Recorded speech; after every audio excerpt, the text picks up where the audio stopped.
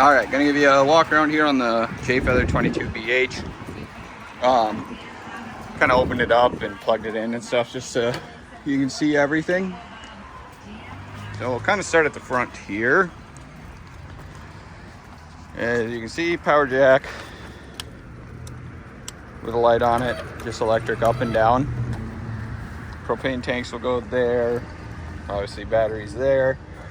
It does have a plug-in for solar on the side. You can see here. So it has solar on it already, but if you wanted to add an extra solar panel, you got a spot for it right there. Got the lights on the front here, which the switch for that is right here. I think that's the right one. Yep. So on the side here, it's pre-wired for side cams and backup cams. Not a super huge camper, but side cams can still be nice. Comes with a screen that you'd keep in the vehicle. And backup cam can be nice too. Definitely not a necessity, but you have the option.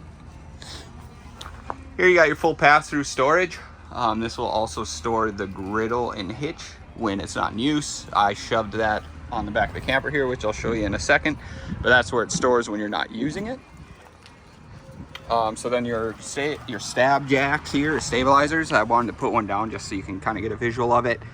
So these are a different type of stabilizer jacks. They're called Rock Solid.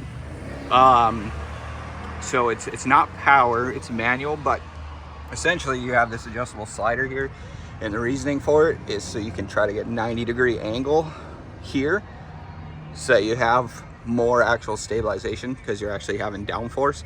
So it's not just kind of like a loose one that sits like this all the time. You can actually have it solid straight up and down. So not electric, but they are a lot more sturdy. So that's kind of what they were going for there. Just a quick note with these, you do not want to use an impact on that because you can break it. You can use an electric drill if you want, just don't use an impact. Now what do we got going here? Underneath, it is an enclosure underneath it. So it is enclosed underneath there as well. So power awning, as you can see there with LED lights in there. That's pretty standard. I think almost every camper is going to have that, but just so you know, this one does. I like to point it out. And then all the Jaycos have the tinted windows, help keep some of the UV rays out of the camper, keep it a little cooler, and helps preserve your furniture so you aren't getting sun damage. It does have a nice little walk-up light or walk-in light for night. I don't know if you can really see it there when it's on and off, but obviously at night you can see it better. Spot to fill up. If you're not at a site with water, you can see outside speakers up there as well. Aluminum rims, Goodyear tires. I don't know if Goodyear is better or worse than anything else, but Jayco uses Goodyear tires because they're super easy to find if you ever needed to find one. Outside kitchen area, a little bit different maybe than what you're used to seeing. This does have a couple different lights in here too. But they've kind of went away from that pull-out grill. Just they're super easy to break. So here you just kind of have a pull-out drawer for like prep, things like that. You got the nice bottle opener in there, some USB ports, plugins, mini fridge, and then now they're actually putting this outside. So this is the griddle and the hitch thing, the J-port hitch for the griddle that stores up front. But here it's just outside. That way, one, you're not having to dig in here to get everything going. It's just kind of here, it's out of the way. It's just easy to use. They go to a tankless water heater, 2023, basically second half of 2023 on. I believe all Jaycos for the most part are going to be tankless water heaters. Do have a roof ladder on the back if you needed to get up on the roof or anything. Comes with a spare tire. Up top you're going to see that's the pre-wiring for the backup cam.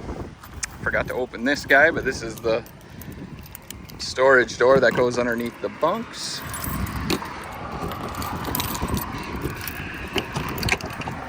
So this top bunk here actually can fold up, and then you can store under here. Good spot for like bikes, kayaks, any of that kind of stuff. You have little tie downs here too. So if you need extra storage space, It's a really nice spot there.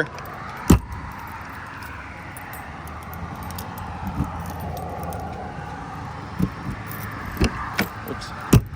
I'll come back and look at lights.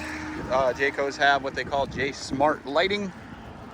Basically what that is instead of just having your brake lights at the bottom here, you do also have reverse lights. But you do have lights on top too. So when you hit your brakes, they'll flash.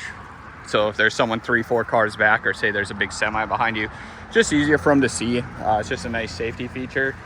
And then they do have markers like all the way around. So you see how there's a marker on the side. You got that side marker up there. Basically it's just to kind of light up your camper more at night when you're traveling. Just kind of a nice safety feature that they have. Back here is where you plug it in. City water connection.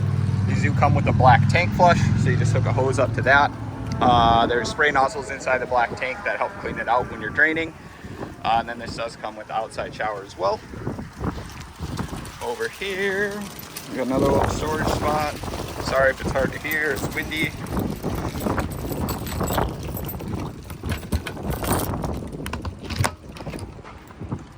So it's kind of a real small storage spot, but take whatever storage you can get when it comes to campers.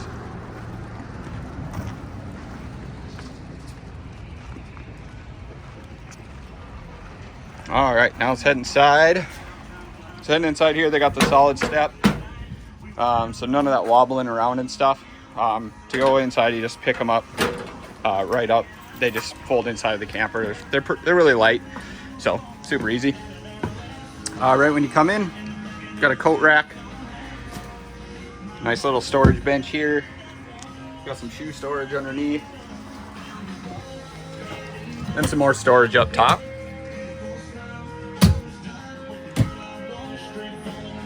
Turn this down here.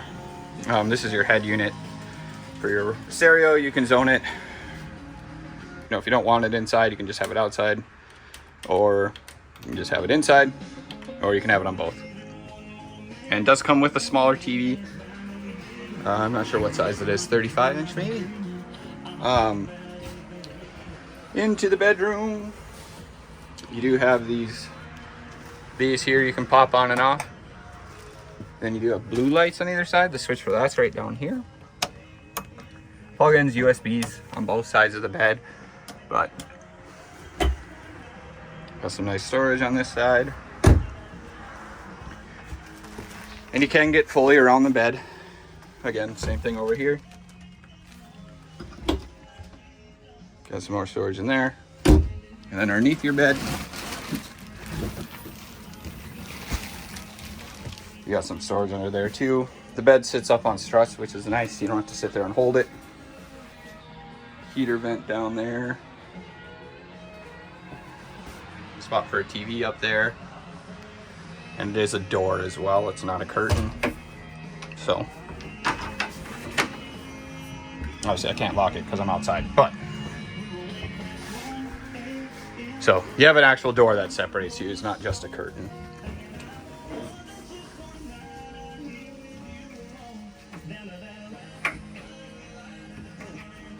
Oh, and you have a ceiling fan up above there. Not a ceiling fan, but a fan vent. Oh, should probably go back to this. So right here is where you control your awning and your slide. So right now, slides all the way out. Just push this guy down, slides it in. Got your lights here. And then your awning extend retract. So to retract it, just hold the button. And then it comes in. This is your controller for your water heater. And then, like I said, it's the instant water heater or tankless water heater, whatever you want to call it. On the kitchen side, you got this guy. That pops up. You just got to slide these up that latch to hold it.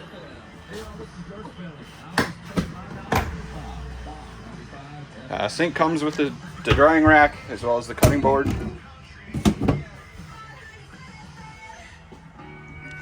Storage underneath here. Good spot for a trash can. Got some drawer storage in here for silverware, I guess, spices, any of that kind of stuff. Big drawer storage under here for pots and pans. You do have lights on your stove here. One thing that's nice is if your burner is on, they turn red. So just kind of gives you that so you don't leave a burner on even when the lights are off. Anytime you have a burner on, it'll turn red, which is nice. And you have the light and fan, the microwave there. This is a pop-up, so you got USB ports, the USB-C plugins, drop that down, and then this is actually still a wireless phone charger. Good storage up here. Other side, you got your dinette that folds down into a bed.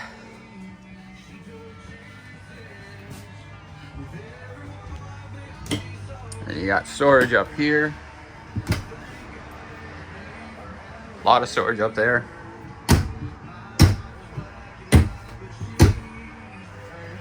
Got the free clock, can't overlook that. That's your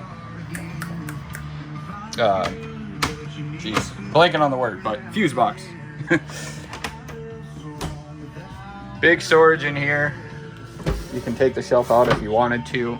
That's a huge storage compartment. Then we get into the other side again on the side. A lot of deep storage, like that's past my elbow.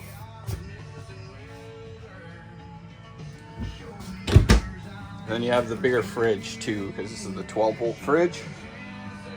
So it's I think 2 cubic feet bigger than most gas electric fridges, and it'll run right off a battery. So traveling down the road and stuff like that, you don't have to have any gas on.